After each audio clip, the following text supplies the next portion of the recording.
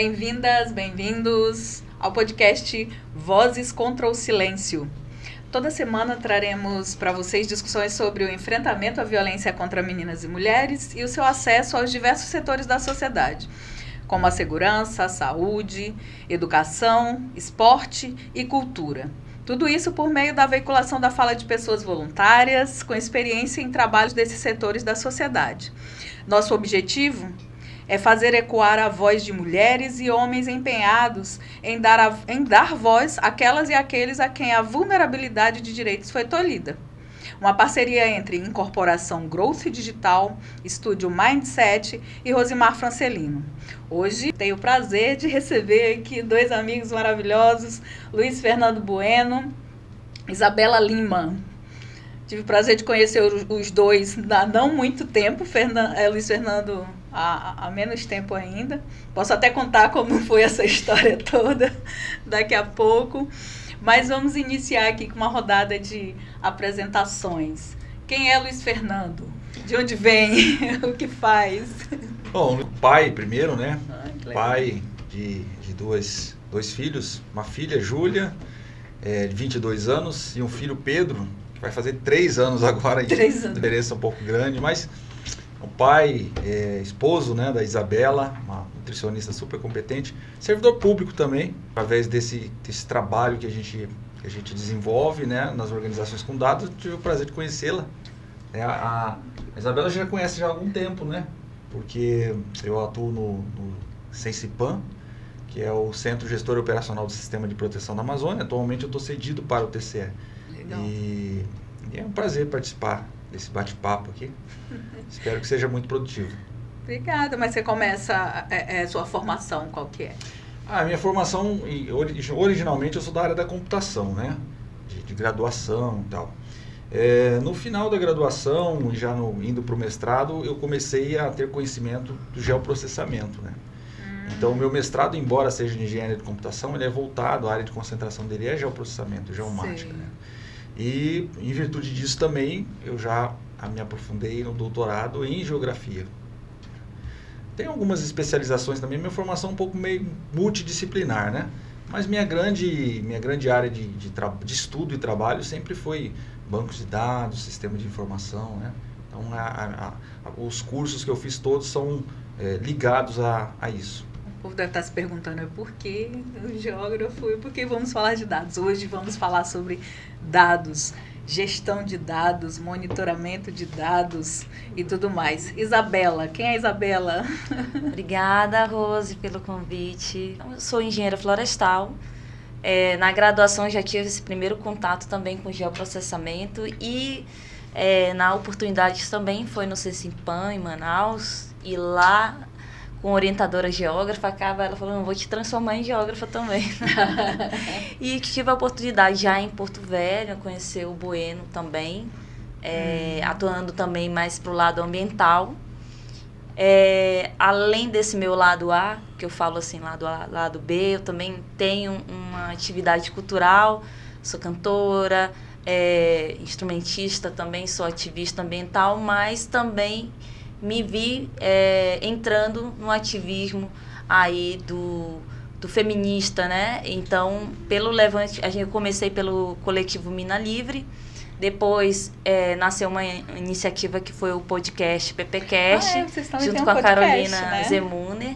Então, aí a gente começou a fazer episódios também com essa temática, foi uma forma da gente trabalhar o nosso ativismo de forma voluntária. E depois disso, me vi participando, entrando do Levante Feminista, já conhecia a Bené muito antes, do Fórum Popular de Mulheres, e aí teve essa iniciativa do Levante Feminista contra o feminicídio em 2021, no auge ali da pandemia, e aí até hoje, agora eu tô aí caminhando com vocês nessa nova iniciativa, que é aqui representando o grupo do Levante, que é de várias associações, né, entidades aí sociais e também com parceiros, né, do poder público. Nossa, bastante coisa.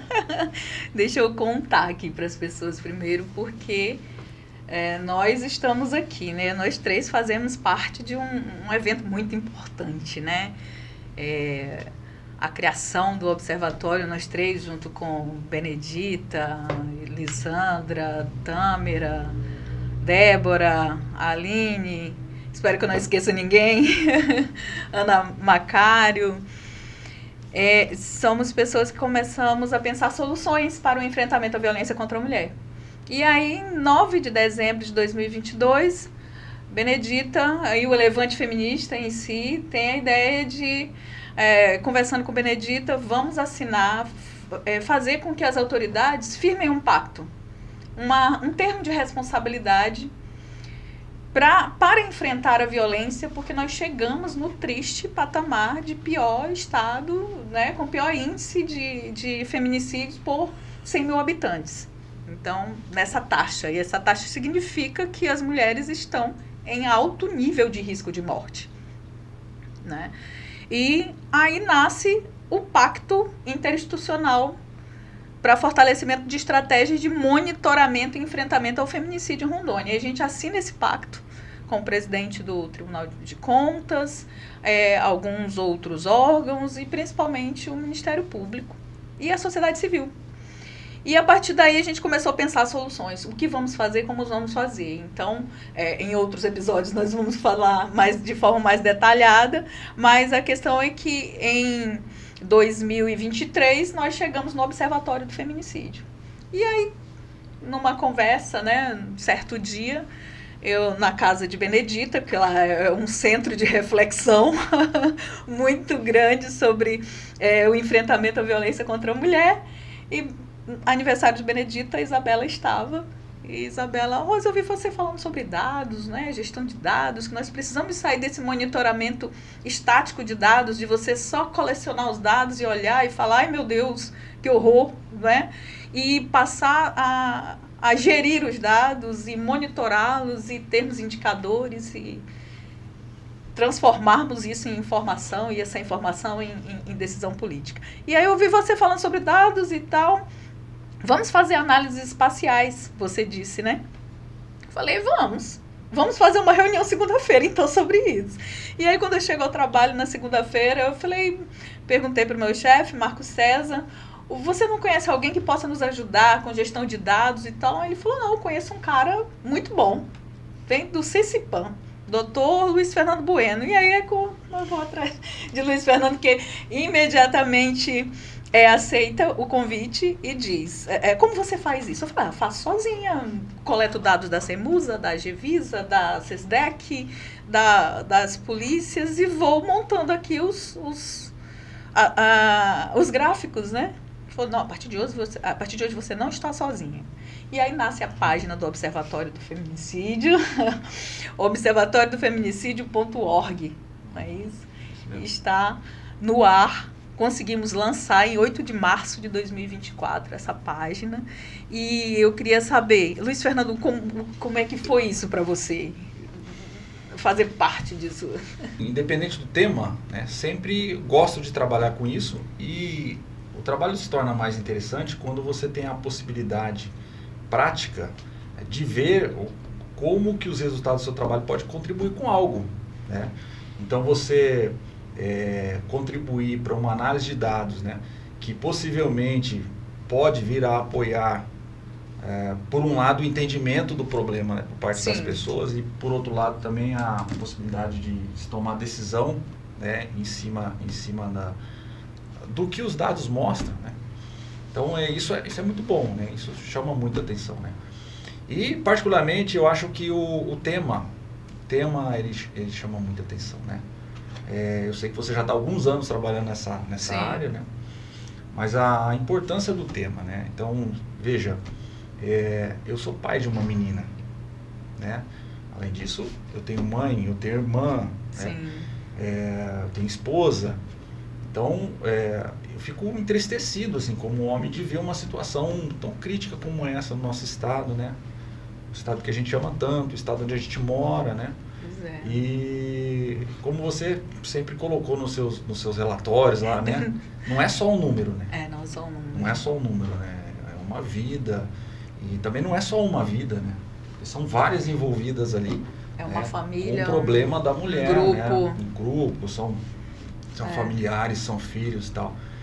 Então, inicialmente, o interesse partiu disso, né? Eu sempre digo assim, a nossa expertise, né, da área de controle externo, controle interno da administração pública, o controle social por meio dos conselhos.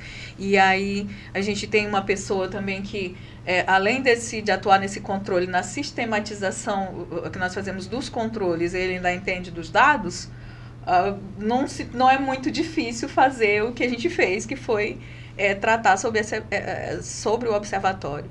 E esse observatório nos abriu os olhos, assim, né, Luiz? Relacionado, assim, principalmente ao processo criminal. Porque a gente mostra, principalmente o Fórum, aqui eu vou citar o Fórum Brasileiro de Segurança Pública, que são os relatórios que a gente sempre traz, né?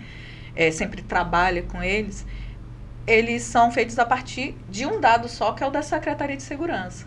E o observatório, nós passamos a buscar dados de várias instituições. Isabela, para você, como é que foi, assim, participar mais de perto? Como é que a gente faria análise, para que nos serviriam essas análises espaciais sobre dados de violência contra a mulher? Eu sei que você já atua pela Rede Lilás, né, sendo representante do Tribunal de Contas, mas vê o quanto que foi fácil ser abraçada a ideia, porque geralmente, né, a gente sabe que precisa ali justificar, mas diante de um cenário tão urgente, né, foi abraçada a ideia e a gente teve a sorte do Bueno já estar com você. Então foi um encontro assim muito, uma mão na roda, valoroso, mesmo, né? Valoroso. Então pessoas que querem contribuir e que entendem a urgência, a necessidade dessa temática e da gente realmente pensar como implementar os recursos, pensar a política pública realmente que faça alguma diferença nesses indicadores. Qual é a importância de ter outros tipos de dados, além do dado que a gente tem do Observatório da Segurança Pública, lembrando que são sempre dados oficiais, né? A gente também tem noção, você, Rose, até mais do que eu, da importância de dados também que não são oficiais, que são os dados da saúde, né? Sim. Inclusive da notificação da imprensa. Então, a gente sabe que tem uma série de outras fontes de dados e de trabalhos sendo executados com outro tipo de informação, porque a gente sabe que existe a subnotificação. Sim. Né, inclusive tipos de violência que não chegam nem a formalização de um boletim de ocorrência, né? Então, é importante também a gente ter um olhar, né, mais estratificado e também espacializado. Porque pode ser que essa geografia de um crime, a geografia da violência, ela pode nos dar outras informações com relação... existe alguma relação do distanciamento de um aparelho institucional, de prevenção, de controle ou de educação naquela região onde a gente tem maiores casos ou não? Na verdade, não tem relação, né? E se tem relação ou não, qual seria a nossa outra forma de atuar, né? Nesses lugares que a gente está vendo a ocorrência, desde violência doméstica, desde violência a menores, né? Que a gente, infelizmente, tem observado casos com índices altíssimos, né, no nosso estado. Sim. E, assim, então, não é só a mulher que está correndo risco, são as crianças, né? Então, como é que está... a família toda. Então, na pandemia foi um cenário que ficou bem forte. Isa, isso seria, assim, por exemplo... a partir do estudo desses dados, dessas análises espacializadas, eu poderia construir uma delegacia da mulher em determinado local. Isso, por exemplo, hoje... Uma creche em determinado local. Qual é a nossa situação atual hoje, né? A gente briga por essa estrutura que vai dar uma atenção especial, vai colocar vários tipos de serviço num ambiente só, com pessoas treinadas a tratar numa situação delicada que é essa, né, de alguém que é vítima, né, que está passando por uma violência, que muitas vezes não tem onde se refugiar. Então, por que muitas, a gente ouve um discurso, né, e que a gente tem que ir quebrando toda vez, que é por que essa mulher não sai desse relacionamento abusivo? Por que essa mulher não se separa desse homem? Por que ela apanha e ela volta? Ela parece que reage e retorna. É porque existe uma série de outros fatores e que são construídos ao longo da relação que vão minando a autoestima, que vão minando a dependência, a independência financeira. Muitas vezes essa mulher não tem nem apoio da família porque ele é uma boa pessoa com as outras pessoas. Então, muitas vezes esse homem, ele é uma pessoa legal. Sim. Né? Então, ele pode ser um cara abusivo, mas não é legal. Ele é legal com os outros. Então, ela não tem esse apoio também para ela. E geralmente ela tem as relações minadas, né? Ela acaba tendo um distanciamento das pessoas que ela gosta. Então, entender onde estão as delegacias. Elas estão abertas 24 horas.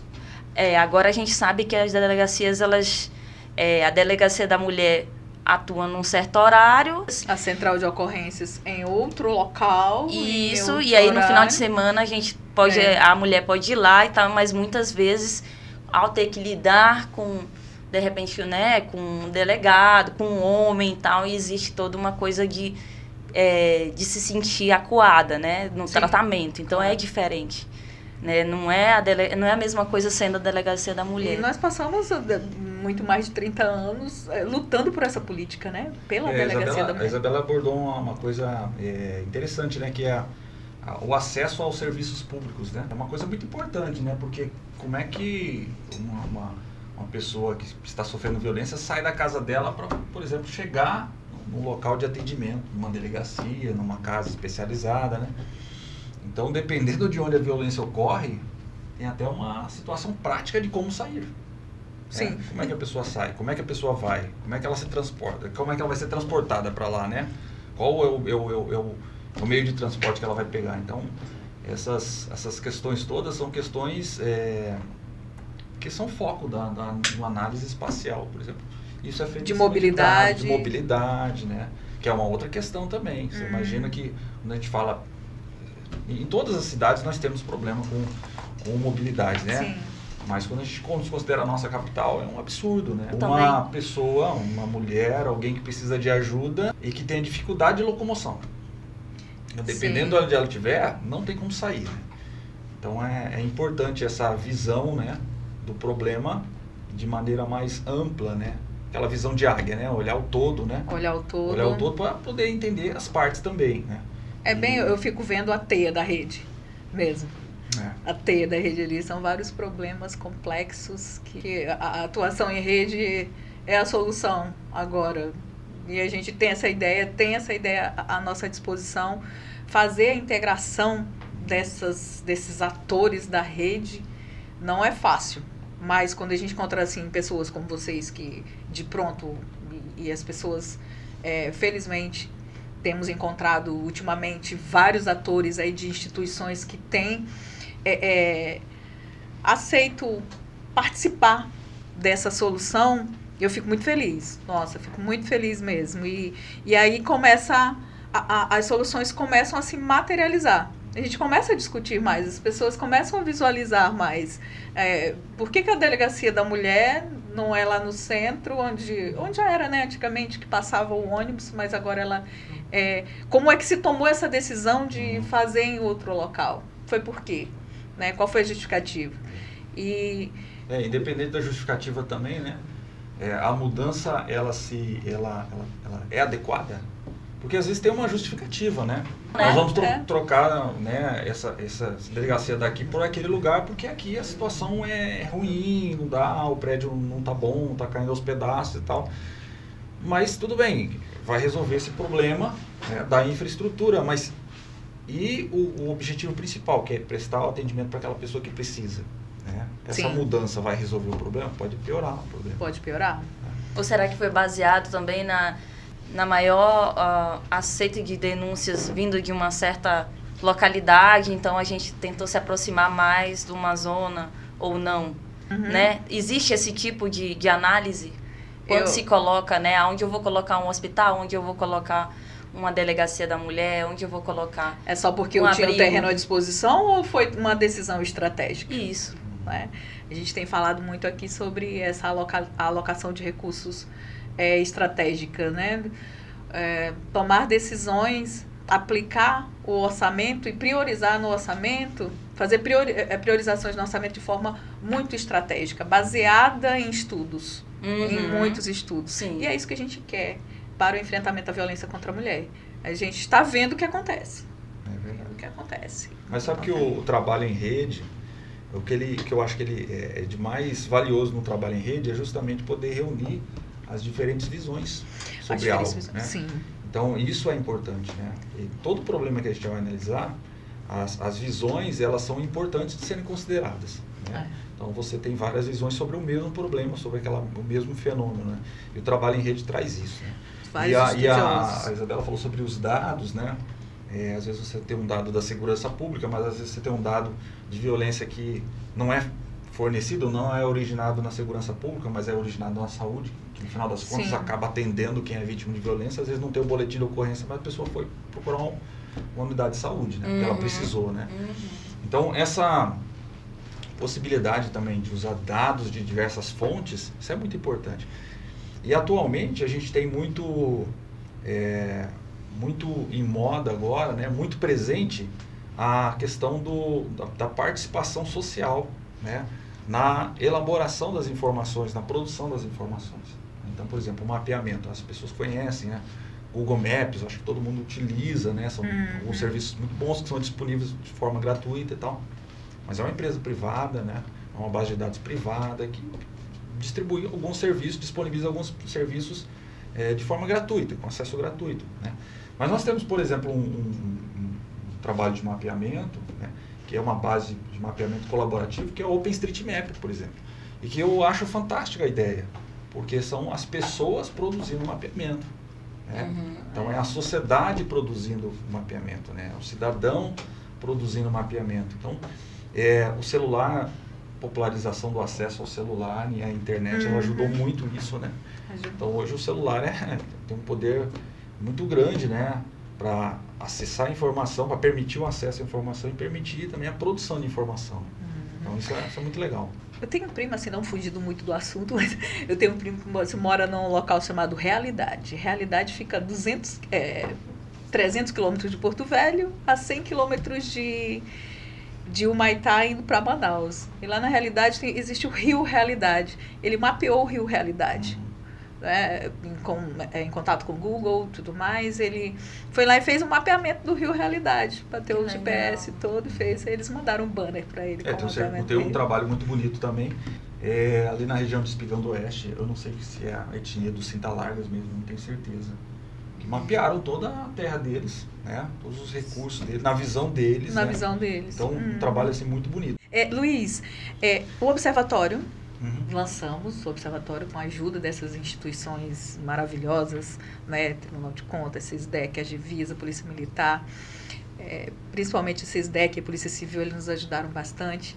E nós temos lá na página do Observatório, observatório do feminicídio.org.com. Não, .org só, não é? .org, .net ou .com são todos domínios que dão acesso. Dão acesso ao Observatório do Feminicídio. E aí nós temos lá uma aba Peça Ajuda, temos uma aba de notícias da rede e tudo mais, e temos a área de dados que nós estamos aperfeiçoando. Como é que se dá? Vou perguntar para você, né, que você pode explicar um pouco melhor. Nós recebemos os dados e aí o que nós fazemos lá para lançar no Observatório? Quando a gente está de posse do dado, quando o dado chega para a gente, né, a primeira coisa que a gente faz é tratá-lo para inseri-lo no nosso banco de dados, né, que é a fonte principal de onde sairão as análises, né? Ou, de uma outra maneira de ver, será a fonte principal onde as análises serão construídas, né? Então, esse é o primeiro passo, né? Recepcionar o dado, tratar o dado para armazenar o dado de maneira adequada, né? É importante dizer, porque hoje a gente tem uma legislação específica que é muito rigorosa com relação a dados pessoais. Certo. Né? Então, quando acontece de ter dados pessoais, esse dado precisa ser tratado conforme a legislação, né, que é uma legislação nacional. E como essa base de dados hoje está dentro do Tribunal de Contas, né, o Tribunal de Contas segue rigorosamente a Lei Geral de Proteção de Dados. Inclusive já tem todo implementado e documentado, regulamentado os processos de Lei Geral de Proteção de Dados dentro do Tribunal de Contas, né. Na medida do possível, né, a gente está procurando trabalhar com dado anonimizado.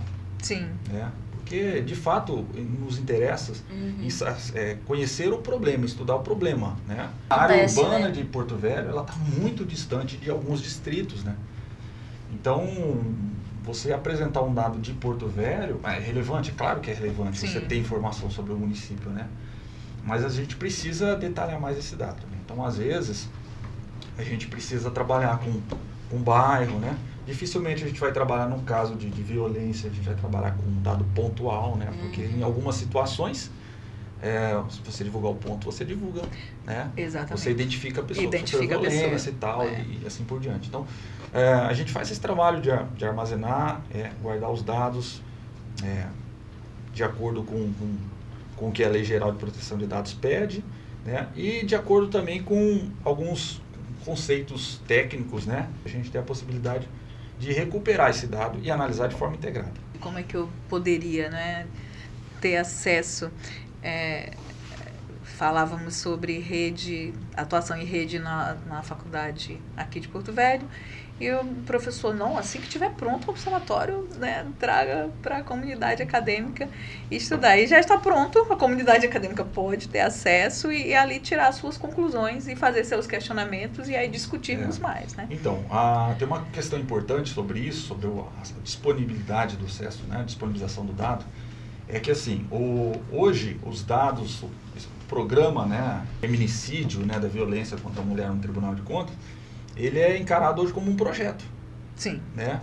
Inclusive na infraestrutura de dados espaciais do Sensipan, tem uma página lá, a infraestrutura de dados do Sensipan, do TCE, perdão, me confundo um pouco, né? Porque eu estou há pouco tempo no TCE. Mas a infraestrutura de dados espaciais do TCE, ela se chama TCGEL-RO. Né? E tem alguns produtos lá que já estão sendo elaborados, né? E tem uma página do feminicídio lá chamada TCGEL-RO Lilás. Né? Esse mostra a importância, né, que o tribunal está dando para o tema. Então, essa infraestrutura, ela tem algumas formas de distribuir informação. Né? E uma delas são os chamados serviços web, geosserviços. Numa linguagem mais popular, são maneiras da gente entregar o dado ou permitir o acesso ao dado via internet. Então, a ideia de trabalhar com os dados, né, no âmbito do observatório, não é de ficar interno ao Tribunal de Contas e só o Tribunal de Contas trabalhar. Não é isso. Né? Embora o Tribunal de Contas esteja prestando um serviço, assim, ao meu ver, muito valioso, muito importante. Muito importantíssimo. Porque está fornecendo toda uma infraestrutura que permite armazenar isso e distribuir isso. Mas a ideia é distribuir o dado, né? Preservando Lei Geral de Proteção de Dados, né? Tomando os cuidados que tem que ser tomados, respeitando a privacidade. Mas a ideia é tornar o dado público. Né? Senão você não vai dar voz a quem precisa. Né? Não vai fazer ecoar essa voz. Vai ecoar a voz e vai ser difícil de você encontrar formas alternativas de solucionar os problemas. Sim. Então é importante dizer também que nós estamos no momento, a página do Observatório ela foi pro ar há pouco tempo. Pouquíssimo tempo. É uma página muito bonita. 2 meses, né?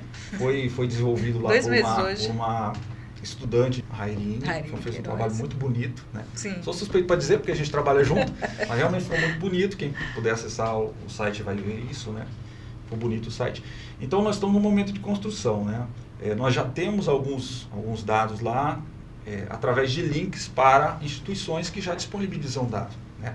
Mas a gente tem uma série de dados internos, né, que estão nas bases de dados e que estão sendo preparados para disponibilizar. Que é a grande novidade do observatório, né, em relação aos outros painéis que já existem no estado. Não é ficar no mesmo tipo de dado que tem nos outros painéis. Apresentando uma informação igual. Né? O que eu acho que é relevante, que a gente está fazendo lá, é linkar, né, porque eu espero que a página do observatório ela seja poderosa a ponto de permitir que quem precisa de ajuda, e quem precisa estudar o problema, que tem necessidade de estudar, interesse, necessidade de estudar o problema, chegue através do site, né, a essas bases, a essas informações. Então, o que nós temos lá hoje são links para outras instituições. Sim. Por exemplo, você pode fazer um link para o Ministério Público, um link para o Tribunal de Justiça, que já disponibiliza informação. Então, a página acaba sendo um grande catalisador, né?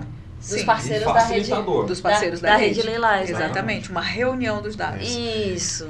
Mas tem coisa boa que a gente está preparando, né? Novidades. Então, brevemente nós teremos análises espaciais, coisas desse tipo, inéditas no entendimento do problema. A princípio é fazer essa reunião de dados por quem produz os dados, né? As CIMUSAs, que no caso chegam à Agevisa, a gente precisa dos dados da saúde. A saúde trata a violência contra a mulher como uma doença, como uma epidemia, na verdade. Né? Há muito tempo que está sendo considerado uma epidemia. Então, esses dados são tratados com muita seriedade na área da saúde. Não digo que nas outras áreas não seja sério, né? Mas é considerado uma doença. E reunir esse dado com o dado que a gente tem da Polícia Civil, da Secretaria de Segurança, e aí essa ocorrência registrada pela Polícia Militar, que passa pelo delegado, que depois vai para o MP, do MP se transforma num processo no Tribunal de Justiça, e depois chega numa sentença que a gente tem ali, que os movimentos sociais possam questionar. Era feminicídio e não foi classificado como feminicídio. Era tentativa de feminicídio e não foi classificado como tentativa. Para que a sociedade também possa questionar, né?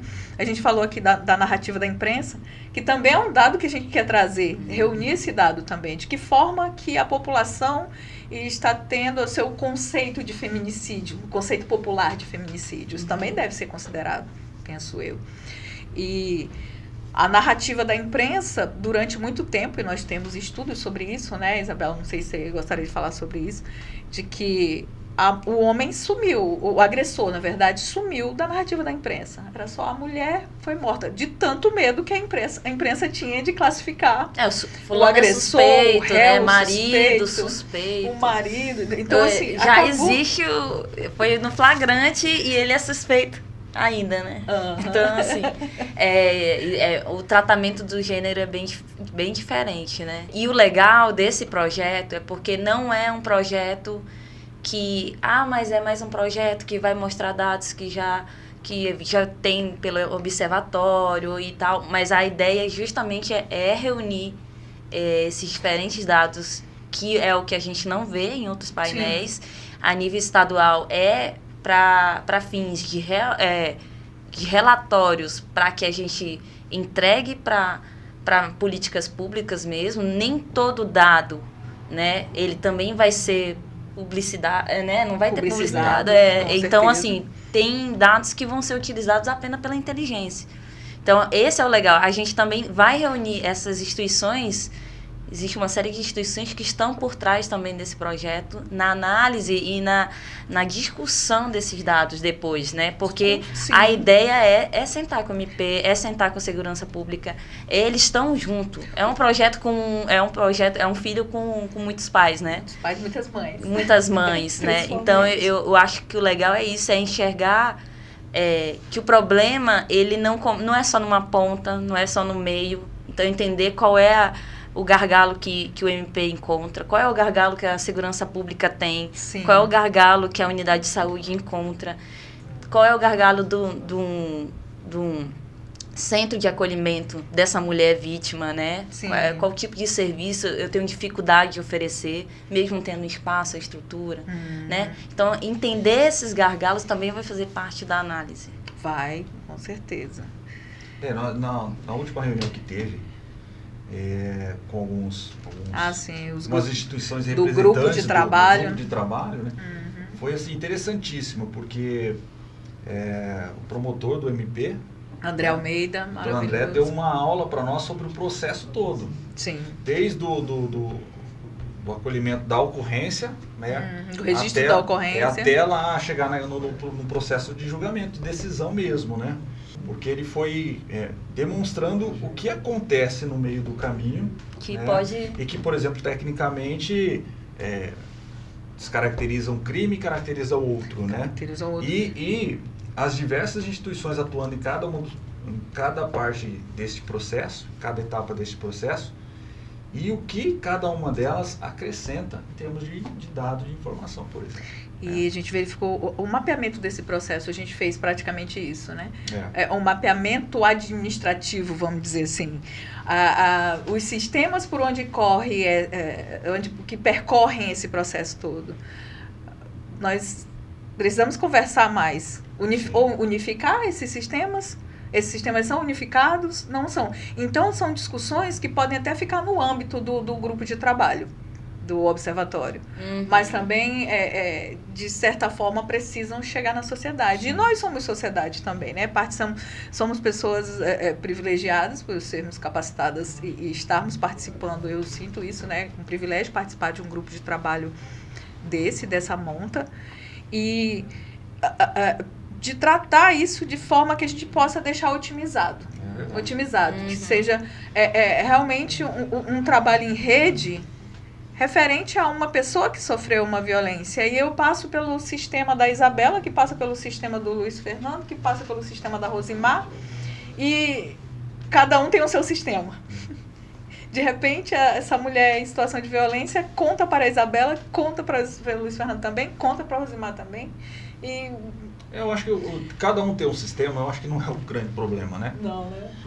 Então, do ponto de vista tecnológico, não é problema nenhum que a gente tenha N sistemas. Vários sistemas. Mas os sistemas precisam se conversar. Isso é importante, né? Isso é muito importante. Eu acho que um grande desafio que o observatório tem, que a rede tem, é produzir informação relevante, informação importante, para a tomada de decisão em termos de gestores públicos, né? Sim. Mas, sobretudo, produzir informação de uma maneira que a sociedade seja capaz de se apropriar e que possa acompanhar e, quem sabe, provocar, né, a necessidade dos gestores ou dos tomadores de decisão se mexer. E quando eu falo a sociedade de uma maneira geral mesmo, né?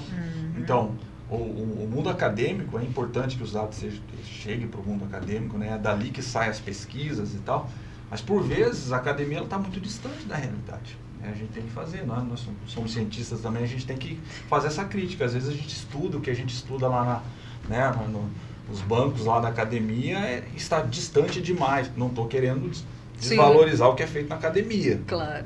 De maneira nenhuma. Mas que é muito importante e é o que mantém, né, o desenvolvimento de um país. Mas o desenvolvimento tecnológico, pelo menos, de um país. Mas essa crítica a gente tem que fazer, que às vezes a gente faz um estudo e quem entende daquele estudo, ou daquele resultado, ou daquilo que foi tratado ali, são só especialistas, né? Então, um grande desafio da rede é esse, né? Ao passo que a gente tem que valorizar o dado, o trabalho, a informação produzida por cada uma das instituições que participam, né? E a rede tem que, de certa forma, agregar valor a essas instituições, né? Senão também não faz muito sentido. Sim. Do ponto de vista institucional, se não agregar algum valor a alguma coisa que ela faz.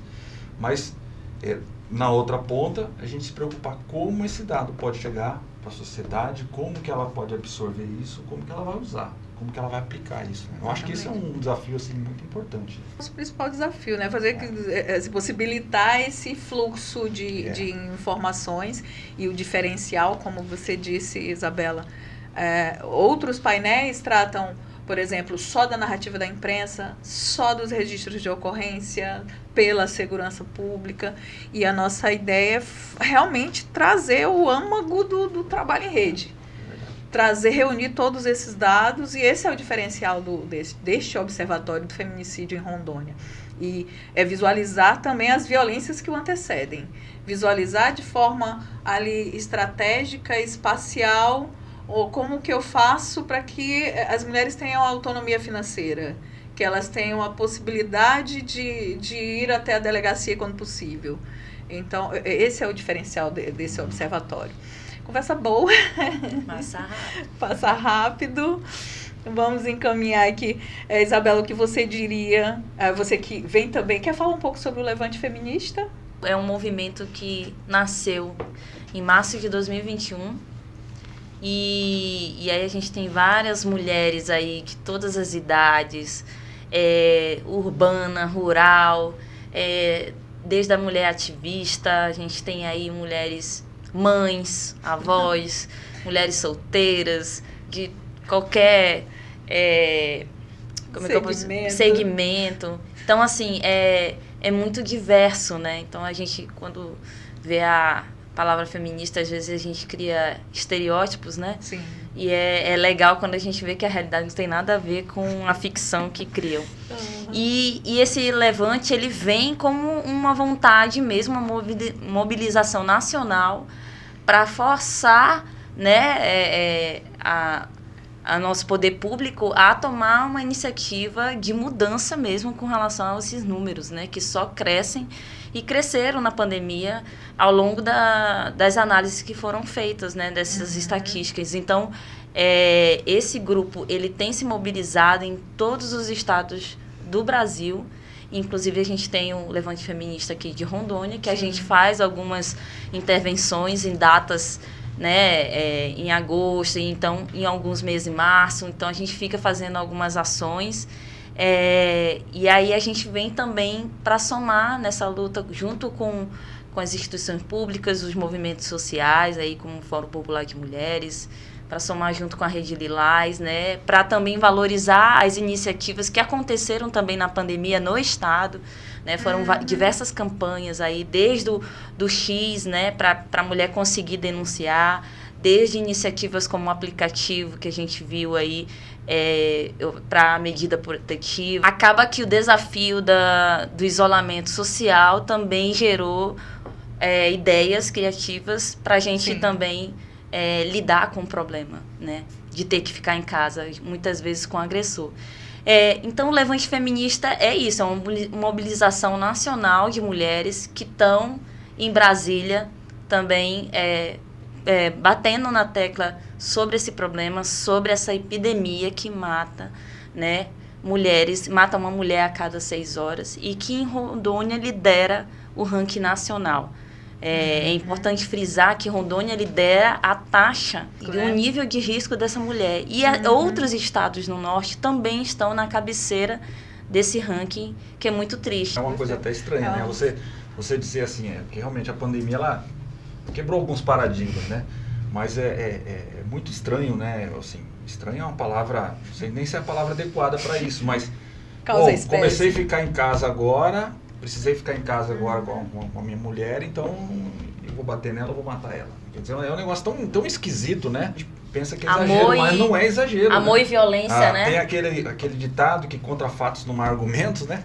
Os dados mostram isso, né? Não só na segurança pública, mas na saúde, né? Os atendimentos, né?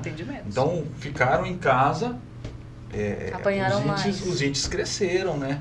Não é uma coisa... Você começou falando sobre mudanças, né? Assim, a necessidade de quebrar alguns preconceitos que existem, né? Quando você começou falando sobre isso. Mas eu acho que tem um pouco a ver com isso também, né? Com essa questão social de coisas que a gente ouve e coisas que a gente faz e coisas que a gente vê ao longo de muitos anos, né? Uhum. E que hoje as pessoas começam a ter mais consciência, né? Começam a ver que não é por aí, que de repente isso que aconteceu tanto tempo no passado não vale mais para hoje, né? Quando fala os homens, os homens que fazem, claro. Não que agora, todos os homens fazem. Porque você vai nos eventos, né? Tem mais mulher do que homem. Precisamos fazer eventos para os homens. O que você diria, Isabela, para os homens? Procurem abrir o coração, conversar. A gente entende que todo mundo precisa, nesse momento, né, pós-pandemia, tá lidando com vários sentimentos aí, pressões, e que realmente tem um momento que você pode extravasar, passar do limite. Então, assim, quando você vê que você acha que está perdendo o controle, busque fazer terapia. E eu falo que eu busque terapia, eu faço terapia também. E o que tem de mulher fazendo terapia, por quê? Porque a gente quer, realmente a gente quer estar do lado dos nossos parceiros. Eu entendo aqui o Bueno como um parceiro da mudança. Sim. Então, se você é um cara que já entende, que concorda com o que a gente está falando, né? Tipo, tem a mulher ali, tem a minha irmã, tem a minha mãe, quero cuidar. Eu acho que nada a ver o cara ser bruto com a namorada, e começa sendo bruto com a namorada, puxando o cabelo, puxando, né, dando beliscão, alguma coisa assim. Mal. Como é que vai evoluir isso? Então, assim, às vezes também a gente tem um brother que faz certas coisas que você não faria. Sim. Então, às vezes, falta você ser um pouco amigo dele. Falta você ser amigo dele. Porque, assim, entre nós mulheres, a gente meio que dá uns toques pra amiga. Amiga, você tá passando do ponto. Então, de repente, os homens também serem parceiros dessa causa. A gente precisa de homens falando para homens. Sim. Porque eu acho que é diferente. A gente, mulher, falando para mulher, e homens falando das suas dores mesmo, falando da sua masculinidade, falando dessa questão, cara, é errado a gente agir assim, é errado chegar com truculência com a mina na festa. Dá para entender se a mina tá afim ou não. Ou então tentou, não deu certo, deixa quieto. Só o silêncio, né? Quebrar esse silêncio. Só a voz contra o silêncio. Quebra o silêncio. Conversa mais com seus amigos. Se liberte dessas amarras que o homem não pode chorar, que o homem não pode, né, demonstrar amizade. Então, eu acho que tem que ser eles com eles ali, uma conversa mais aberta. As pessoas precisam ter a consciência que a gente precisa evoluir, né? A gente precisa melhorar. Todo mundo precisa melhorar. A pandemia, uma das coisas que ela trouxe, eu não gosto nem de falar que trouxe algo de bom, né? Mas uma das mudanças que ela trouxe foi a necessidade das pessoas verem que a saúde mental importa. Né? Olha, eu acho assim, é tudo uma questão de mudança de comportamento. Né? Alguns anos atrás, ainda é um tabu, mas hoje o exame do toque, né, para detectar o câncer de próstata, hoje ele é muito mais aceito do que era no passado. Sim. Né? Esclarecimento, informação. Então, assim, não faz sentido em 2023, por exemplo, 2024, os homens morrerem de câncer de pênis, que é gerado principalmente por falta de higiene pessoal. E que ainda tem números altíssimos, né? Até porque é um câncer poderia ser facilmente evitado com medidas de hábitos de higiene mesmo. Então, eu acho que é tudo uma questão de cultura, né? E eu acho que algumas pessoas precisam de muita ajuda para mudar, né? É difícil para mim entender assim o feminicídio, né?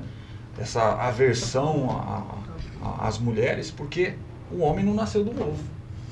Né? O homem nasceu de uma mulher.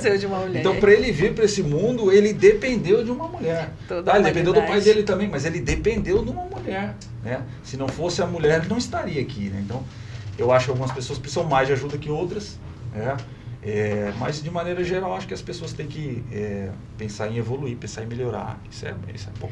Maravilha. Eu acho que a psicologia ela tem bastante ferramentas para entender esse tipo de apego que é danoso, né? Tanto para ele quanto para outra pessoa. Porque imagina ser privado da liberdade, né? Então, assim, é uma forma de reagir a uma perda, a reagir a uma negativa. Então, assim, como é que você lida com isso, né? Eu acho que todo relacionamento que se acaba é uma coisa, por vezes, deixam alguns frutos bons, mas eles sempre deixam uma marca, uma né? dor. Então, eu acho que ninguém em sã consciência, né, quer sofrer. Né? E eu acredito que ninguém em sã consciência queira ferir alguém também. Então, isso que você falou é muito importante, né? Essa consciência. Muito importante. E quero agradecer a presença de vocês aqui, a participação nessa conversa. E queria terminar lendo um pouco do que a gente escreveu no pacto, para criar, no pacto interinstitucional, né? Para criar as estratégias de enfrentamento à violência, de trazer a terapia para a nossa vida, né?